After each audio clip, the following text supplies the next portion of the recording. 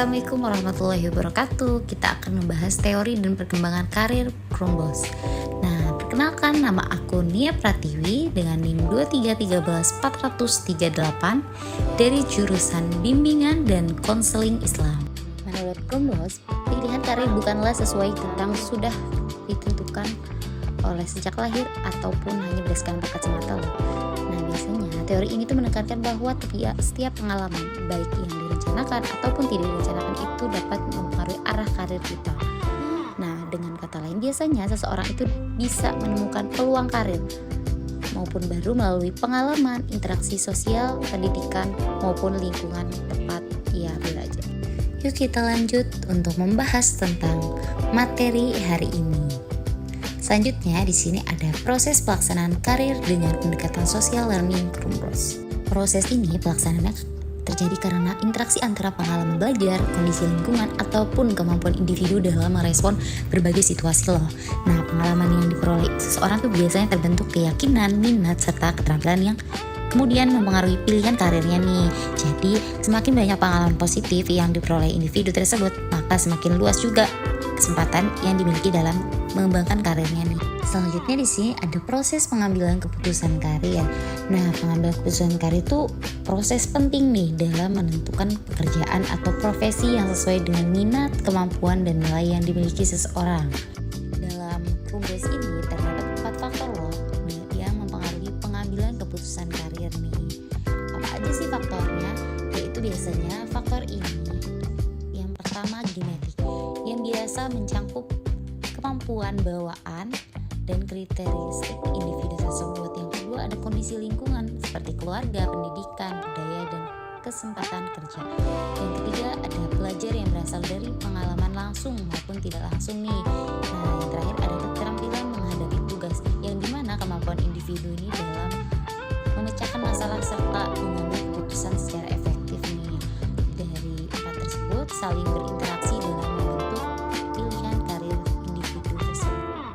Nah, selanjutnya ada aplikasi teori Crumbos dalam bimbingan dan konseling karir nih teman-teman. Yuk kita bahas. Jadi aplikasi ini tuh dalam bimbingan konseling digunakannya untuk membantu individu itu memahami bagaimana pengalaman hidup mereka itu mempengaruhi pilihan karirnya. Jadi konselor itu berperan membantu si klien ini mengenali pengalaman belajar yang dimilikinya. Ini tuh mengembangkan keterampilan, pengambilan keputusan, serta memanfaatkan peluang yang muncul dalam kehidupan.